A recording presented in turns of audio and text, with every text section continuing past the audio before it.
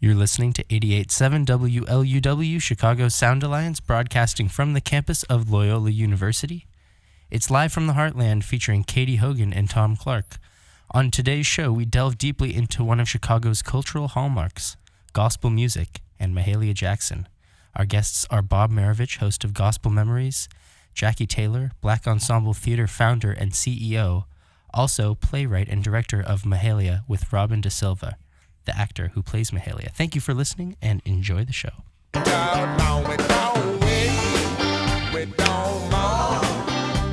It's live from the Heartland, from the Water Tower campus of Loyola University, Chicago, and spring is in the air. I'm Thom Clark, along with Katy Hogan. Michael is traveling with family out in the East Coast. So spring has really sprung. Oh, God, do we love listening to the birds chirping? We're floating on a cloud of electoral successes and big changes for the city here on the shores of Lake Michigan, with the whole world paying attention to some stuff that happened this last week in our grand city. Oh, my goodness. Lori did trounce Tony, taking all 50 wards. So that's Lori Lightfoot, our new mayor. It's very exciting. Terrifically exciting. A new day in Chicago. Lots of changes in the city council. We got people whooping and hollering over there in the engineer booth about the changes. It's just a new day. It's a very new day, and we actually don't really know what all is going to unfold in a city that's facing major fiscal issues that weren't really addressed very much during this heated campaign. No, they weren't. We know that police accountability is going to be high in the list, and a whole bunch of other things. But we'll come back to the mayoral in a moment. I'm particularly excited with all dramatic successes that happen. There will be a new city council. Right. We don't know what kind of blocks or factions or other things will happen with that, but one thing that's emerged is probably some new leadership, depending on how the new mayor-elect is able to organize her troops. But despite that, in a move that makes our heads explode, evidently Alderman Burke wants to bring back the past. He wants council wars all over again. Isn't that what you heard this week? I not only heard it, but Lori's already challenged him on it, and it happened at the same time that a very weird Supreme Court decision happened, written by his spouse, Ann Burke, that gave some lobbyist in Springfield an extra pension boost because he worked as a substitute teacher for one day. I mean, what I'm seeing is that the old guard is still trying to take care of itself, as well as get in the way of what 75% of voters said they wanted change for. Well, 75% of 31% of the Chicago registered voters. And, Mr. Burke, you can be so proud because the 14th Ward had a hefty 21% show up to vote. I'm sorry, Chicago, but if you can't do better than that to choose a mayor, This is always one of your big pet peeves, Katy, as someone who probably has personally registered more voters than anyone else I know. Why do you think people sat this one out, given all the attention and the excitement, one might say, over the caliber of candidates we had? Well, it's too long to get into now, but, the wards with the highest turnout, 19th Ward stays on top. The ward I was born in, with 18,000 people voting, that represents 49.5% of their registered voters. That was the highest ward total. And then 47 came in right behind that with 18,400 voters. That was 46%. But look at that turnout in the 40th Ward. 40th Ward got 42%. And, the active aldermanic runoffs, thank you, had the higher, except on some of the south and west side wards. And to me, that says the voter apathy is more about what difference will it make to me. That's what I'm afraid is going on here, is that despite all the hoopla and some interesting new personalities with new energy, people have sort of given up hope that government can really do anything to change their lives other than ripping them off some more with new nuisance taxes and still have potholes and still have other problems. So schools that don't work or get closed on them. I think people are discouraged, and that's another challenge I think Mayor-elect Lightfoot's going to have, is trying to get those 70% that didn't turn out to vote somehow re-energized and focused with some sense of civic purpose so that we can get through these challenges that we have facing us. Well, we should actually devote some time to this in the future, but the folks who did bring us this election were a lot of young people and a lot of older activists. They were the people energized by this election, and they're, in my observation, majority white. I think what that group needs to do is get to know the rest of the city, and maybe infect with, some excitement about what's possible in the electoral field. When I looked at the picture out of Andre Vasquez's office celebration of their staff and volunteers, that is decidedly a younger group. There weren't that many familiar faces to me, which was very exciting. And it was also pretty mixed. That's, I think, a very good sign for the future. So, speaking of the future, right now, this week, what's going on in the latest white privilege outrage of the week, and that is the Fraternal Order of Police confronting anti-police violence activists despite depicting, virulent racism within our core institutions. I cannot take these people pointing the finger at Kim Foxx. It is absolutely a white cop point of view. I'm sorry, guys and gals. I love you. I'm actually one of you in heart, and I want you to be the best. And the best has nothing to do with racism, virulent or just bubbling under the surface. We got to nip this in the bud, and I stand with Kim Foxx. I stand with Kim Foxx strongly. I see this as a campaign to go up against uppity black women. It's across the board with Tony, with Kim Foxx.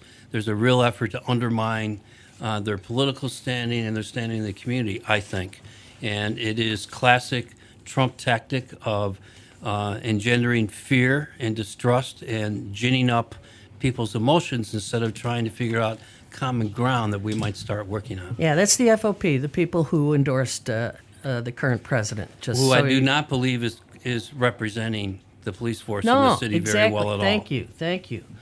Speaking of national stuff, good news this week. The House okayed a bipartisan resolution, basically, getting U.S. military involvement in Yemen, asking for it to come to a halt. That passed both the House and Senate, so the guy in the White House will have to veto it unless he wants to lose some of his friends in Saudi Arabia. People, we are paying for a proxy war, and we are on the wrong side. And Yemen is one of the biggest humanitarian crises we've seen in an era with unending humanitarian crises, and we should not be a part of it. So, understand further that John Bolton really wants us to get into a war. He just can't decide whether it's going to be Syria, Yemen, or somewhere else in the Middle East. That's my point. He wants a war. He don't care. And he'll start one in Central America again if he gets a chance. Exactly. But we're not going for it, John. Watch the men behind the curtain, folks. Yeah, really. So what about Joe Biden? I don't have anything to say about Joe Biden. I like Joe Biden. I'm sorry, but he might be past his time for this. I think his actions this week kind of prove that. And I admire the career he's had, but I think it's time for him to hang up the phone and let other people step up, as many other Democrats have. One of the most diverse fields of mostly women at this point. It's going to be a very exciting couple of years. That being said, if Democrats, the crazy group that we are, decides that Joe Biden is the only one that can beat the guy currently in office, I'll go with him. I don't care. And all you other fellow Democrats out there, I hope you decide to be unified and do your fist shaking at the government after the election, as you are very accustomed to doing, because we really need to get this guy out, and that's got to be our first priority. In the meantime, that blowhard backed off in his threat to close the border. I like the word backed off. You mean Trump backed off something again? Again. Yeah. Well, his foreign policy, such as it is a shambles, and I'm afraid too many people got to him after his big pronouncement, who pointed out that the $600 billion a year of trade currently between Mexico and the U.S. might actually hurt his economic numbers going into the election if he closed the border. So now he's going to give Mexico 1 year's notice before he does that. I liked all the people just crying about the guacamole they miss. Oh. Jeez Louise. A few quick announcements before we bring on our first guest. We want to acknowledge the success of the UIC grad faculty to get a new agreement with the university after a 3-week strike. They have a new 3-year contract. It's very exciting. Another strike that's going on, Chicago Symphony Orchestra. Yeah, the Chicago Symphony Orchestra musicians are on strike, but they are giving free performances while they are on strike so that we don't forget what a gift they are. There are a couple small concerts coming up this Wednesday, 7:30 at St. James Cathedral, Friday at the Hideout, of all things, which should be very interesting. That's 6 p.m. Friday. The full orchestra will play April 15th, 7:30 p.m. at Apostolic Church of God, 6320 South Dorchester. Let's support our musicians. They're one of the real jewels of this city, and a lot of us miss out on it because we just figure we can't afford the ticket. This is a free ticket. Support your striking musicians. Also, today is a book, bake, and art sale to buy books for Sullivan High School right in our neighborhood. It will be going on from 10 a.m. to 2 p.m. at Sullivan, 6631 North Bosworth. Let's support our local schools, folks. Go out there and spend some money to get our kids' books. And did you know we had orchards in Rogers Park? We have a orchard in Rogers Park. It is the first supported by the city orchard in the city, with a slew of fruit trees. And tomorrow, or is that today? No, it's tomorrow. There's the beginning of fruit tree maintenance. There will be 3 sessions, 1 per month approximately. The first one is tomorrow, and that goes from noon to 2 p.m. If they begin at Willie White Park, they'll stay there if it's raining, but if it's not, you'll walk over to Triangle Park to visit said fruit trees. And I am very excited. I'm definitely going to be there. I want to learn about taking care of fruit trees. We also have today, is this? Yes. Yeah. 11 a.m. to 4 p.m. right here at Loyola University at the Quinlan Life Sciences Building, the 2019 Chicago Peace Summit. They'll be talking about things like the nuclear threat, the war authority or not, consequences of our U.S. militarism, climate change, Middle East, all those things. Join up to hear some really good speakers and mix with some neighbors who would like to bring peace to the world. You're listening to Live from the Heartland on WLUW Chicago 88.7. You can also stream it on WLUW.org, and please check us out on YouTube/Heartland Media.